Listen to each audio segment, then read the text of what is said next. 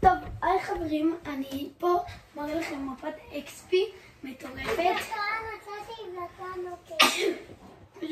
אוקיי, ובקיצור, זה מביא 5 לבלים, משהו כזה, לא יודע.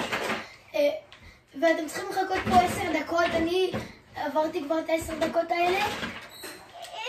וכשאתם יורדים למטה, אין לי נשקים, אבל יש פה בוטים שאתם יכולים להרוג אותם.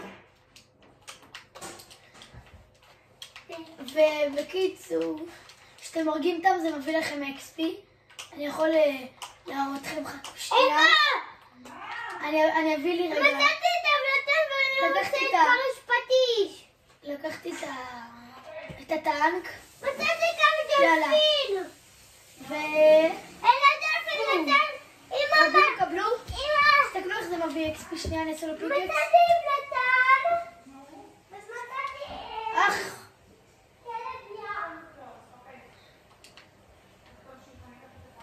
מת?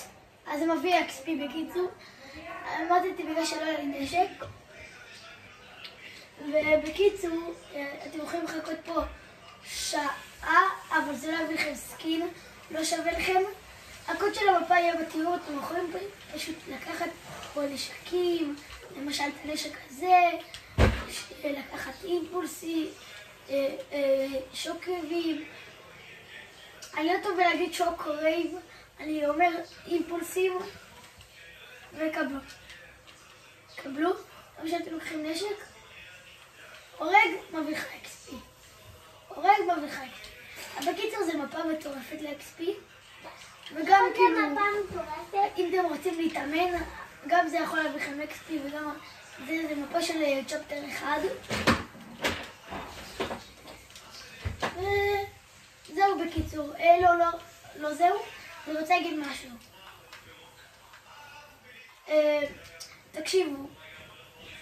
מתישהו אני אעלה סרטון שורט שאתם תרשמו בתגובות שאלות ואז אני אעלה סרטון כאילו אמיתי, סרטון שאתם תצטרכו כאילו, ואז אני כל פעם שאני אסתכל אני עונה לכם על שאלה. וגם עכשיו היום התקינו לאחות שלי ולאח שלי פורטנייט, אז אם אתם רוצים שאני אשחק איתה או עם אח שלי, אז תרשמו לי עם מי לשחק או שבכלל לא לשחק איתם.